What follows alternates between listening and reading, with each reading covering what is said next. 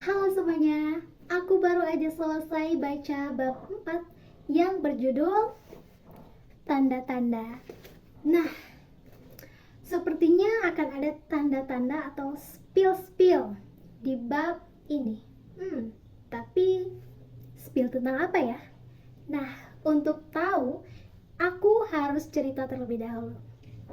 Jadi, cerita bermulai ketika Ayesa dan Nuno berada di kafe. Saat itu, Nuno melihat Ayesa ini tampak aneh. Kenapa? Karena pakaian yang dipakai oleh kekasihnya ini merupakan pakaian karyawan. Dan dia tahu bahwa Ayesa bukan karyawan, melainkan part-time atau asisten desainer. Ditambah wajah dari Ayesa ini sangat menunjukkan bahwa dia sedang kesal. Tapi kesal karena apa? Nah, Nuno pun penasaran dan dia pun mendekati Ayesa dan bertanya dengan suara yang lemah lembut. Ayesa pun menjelaskan dari awal dia bangun kesiangan sampai dia bertemu dengan pemuda bernama Kamal, seorang aktris yang sangat tidak beradab, kata Ayesa. Mendengar itu, Nuno pun tersenyum tipis dan mencoba menenangkan Ayesa. Setelah itu, ketika Ayesa hendak membaca buku pesanan atau menu gitu ya, tiba-tiba mata yang tadinya normal langsung berubah kabur. Ayesa pun kayak mengucek-ngucek matanya dan dia pun kayak mengeluh kesakitan gitu. Melihat itu, Nuno pun kayak menyarankan Ayesa untuk pergi ke klinik mata. Ya, dia pun mengiyakannya. Kemudian adegan berubah ke apartemen Ayesa. Saat itu Ayesa baru saja bangun tidur dan tiba-tiba matanya terasa lebih sakit daripada kemarin. Dan air mata yang keluar itu lebih banyak atau lebih sering gitu. Dia pun kayak memijat-mijat kedua matanya, berharap kalau kondisi matanya lebih baik. Dia berjalan ke arah meja yang di sana itu ada Ova dan Seika. Melihat apa yang dilakukan oleh Ayesa, Seika bertanya, "Ada apa dengan mata kamu?" Ayesa pun kayak menjelaskan rasa sakit yang lebih sakit gitu ya dari kemarin di kedua matanya itu. Dan Seika pun kayak, "Jangan-jangan lo kena iritasi deh, coba ke klinik mata." Dan Ayesa pun mengangguk, ia pun kayak, nanti deh pas udah jam istirahat dia mau izin ke Miss Rumulan untuk ke klinik. Nah, ketika itu dia melihat samar-samar Seika ini sedang membaca sebuah majalah. Ditataplah terus-menerus oleh Ayesa sampai matanya itu kembali normal dan dia bisa melihat sampul di majalahnya itu adalah wajah seseorang yang dia temui kemarin, yaitu wajah Kamal Mahendra. Melihat itu, dia langsung menyemburkan minum. Kan dia lagi kayak minum gitu, tiba-tiba kayak gitu. Sampai mengenai wajah dari Seika. Seika pun kayak gitu kayak gitu. Menjauh dan dia tuh kayak jengkel gitu. Jangan sampai majalah gue katanya hancur atau basah karena lo gitu. Padahal semburan itu kan tepat di wajahnya gitu, bukan ke majalah. Tapi dia takut kalau majalahnya itu basah, padahal wajahnya itu udah basah duluan. Nah, ketika itu Ayesa pun mengingat kejadian-kejadian kemarin ketika bertemu dengan Kamal. Sangat-sangat menyebalkan. Dia pun bercerita kepada Seika, "Nih anak tuh nyebelin, gak sopan," kata Ayesa. Tapi Seika kayak menolak, "Gak mungkin, dia tuh anaknya pinter, multitalenta, baik, ceria, enak diajak ngobrol." Terserah lo deh, kata Ayesa. Selanjutnya adegan berganti ke jam istirahat Ayesa. Dia pun buru-buru ke klinik mata dan untungnya di sana itu suasananya masih sepi. Jadi dia tidak butuh waktu lama untuk dipanggil dan menghadap ke dokter.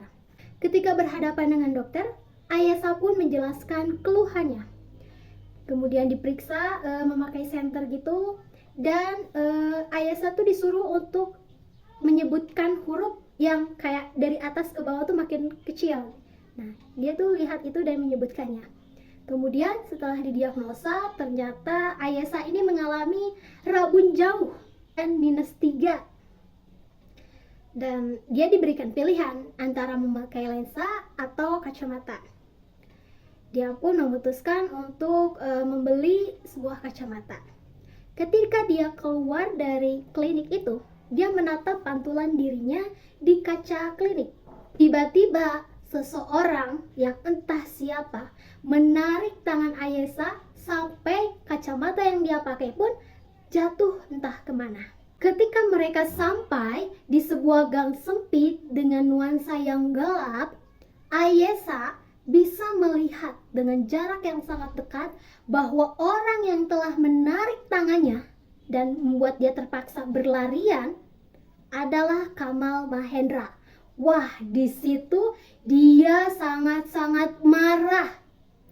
Sampai-sampai dia melepaskan tangannya yang digenggam oleh Kamal itu secara kasar ya, kayak teg gitu. Maaf kak, maaf, aku refleks narik tangan kakak barusan. Tadi aku dikejar-kejar sama fans gitu, kata Kamal. Ya udah deh gitu, terserah, ngapain narik-narik aku, kata Ayesa. Dia pun kayak ini orang pasti sengaja mata-matain gue deh, sampai-sampai dia tuh ada gitu di sana, di tempat Ayesa berada. Itu adalah pemikiran dari Ayesa. Kemudian dia pun hendak pergi dari sana. Dia tidak mau berlama-lama dengan pemuda ini. Tapi pemuda ini mencegatnya. Kak, jangan dulu ya, di luar masih ada fans. Loh, kenapa? Tadi aku narik kakak dan para fans tuh melihatnya. Kalau kakak keluar sekarang, mereka pasti akan mengejar kakak juga. Tapi nanti dimarahin sama Miss Rembulan, kata Ayesa. Aku janji deh, nanti aku yang jelasin sama Tante Bulan tentang ini. Aku beliin juga kacamata ya, kata Kamal. Mau tidak mau, Ayesa pun kayak pasrah karena ketika dia mencoba untuk berjalan, dia tidak bisa melihatnya. Ditambah gelap juga, jadi dia takut gitu untuk tersandung atau jatuh.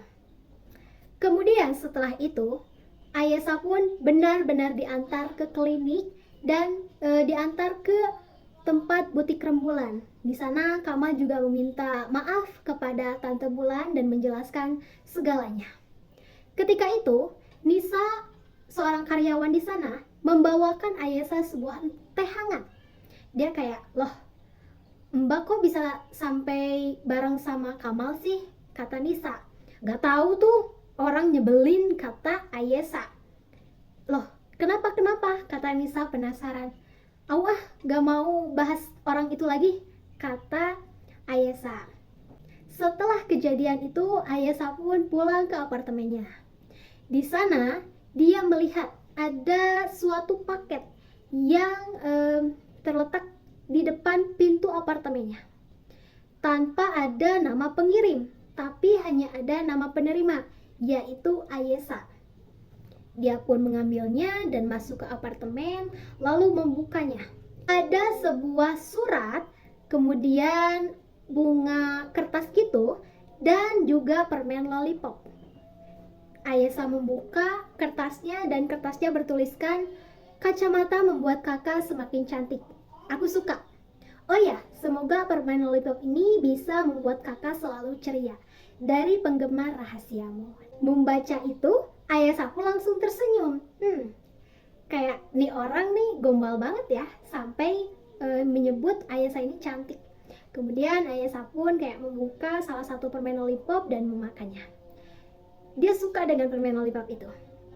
Dan ketika dia memakannya, dia teringat atau flashback bahwa sejak dulu sampai kuliah, dia tuh suka sama permen lollipop atau juga makanan-makanan manis lainnya. Dan dia juga ingat ada seseorang yang juga suka makan lollipop.